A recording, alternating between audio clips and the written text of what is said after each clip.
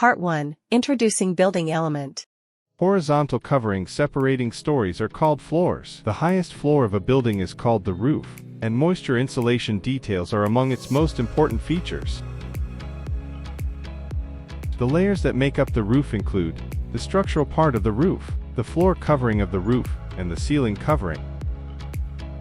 In some cases, the ceiling covering is implemented as a suspended ceiling. The suspended ceiling is used to insulate the ceiling against sound and heat, implement decorative lighting, and to pass the facility.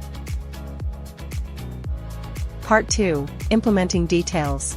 The flooring of the building and ground level begins with soil compaction, the implementation of a sand-lime layer, a compacted gravel layer, nylon or cement sand mortar, and concrete slab. The roof of the building can be implemented from various load-bearing components, including a reinforced concrete slab with steel rebar. To implement the roof, the building skeleton must be implemented, which is not shown in this video. Executing wall begins with implementation of a bricks with cement sand mortar. The interior surface of the wall can be a gypsum coating including a layer of gypsum and soil, and white gypsum lining and finishing plaster. The implementation of a suspended ceiling begins with attaching the adjustable hanging poles to the ceiling. The distance between the hanging poles in a row is 135 centimeters.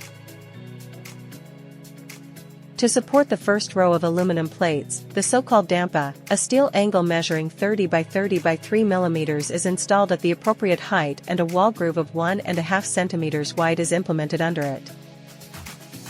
Aluminum profiles are attached to the hanging poles at a distance of 1 2/10 meters. Then, suitable metal clamp are hung on the lower side of the U profiles. One side of the first aluminum DAMPA is attached to the angle profile next to the wall and the other side is attached to the hanging clamps. The remaining DAMPA are installed to the metal clamps and the lower side of the aluminum U profiles.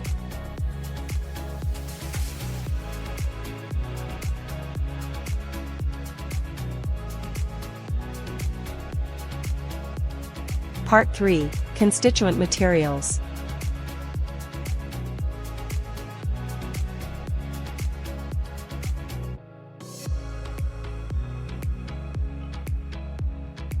Part 4. Reference.